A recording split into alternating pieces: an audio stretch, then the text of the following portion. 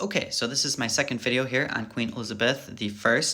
Now, just to catch you up, Queen Elizabeth is the daughter of Henry VIII and Anne Boleyn. Anne Boleyn will be executed because this is a girl and not a dude.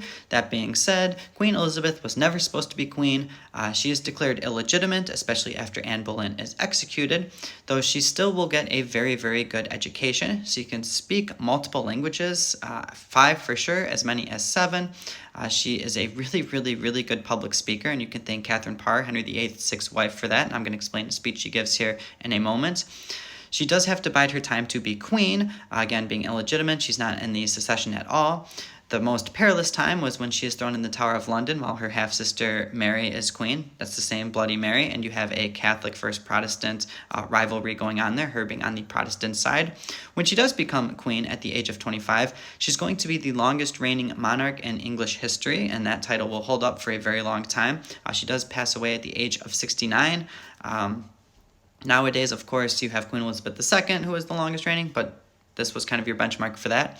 During her time as queen, she is going to turn England into a royal power pretty hardcore, and that she's going to do through a number of different ways. First of all, she is going to defeat the famed Spanish Armada led by Philip II of Spain.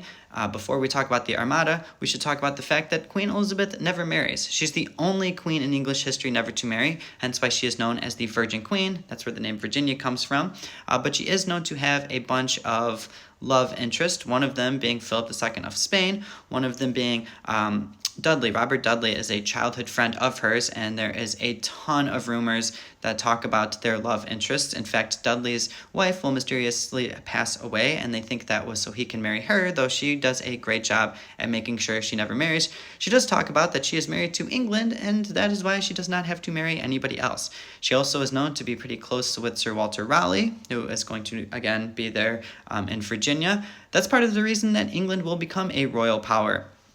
She is there starting the age of exploration and exploring the New World, going back to Philip II and the Spanish Armada. She will help defeat them. In fact, that is where her public speaking comes in, because she gives a speech where she says something where she is a feeble old lady, but she has the heart of a strong king.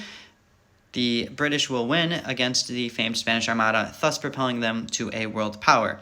Now, just talking about her clothes real quick, even her ladies in courts were only allowed to wear black or whites, because when she comes down like this, she is the best looking person in courts. Her face is very white. That was a style at the time. That meant you got to stay inside.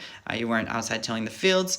Also, that would have, she gets smallpox. She's a survivor, so that covers that up. Her hair is, in fact, very red. She owns a lot of wigs while her hair is turning gray. I'm running out of time. I'm crunching these facts in, but hopefully you learned something.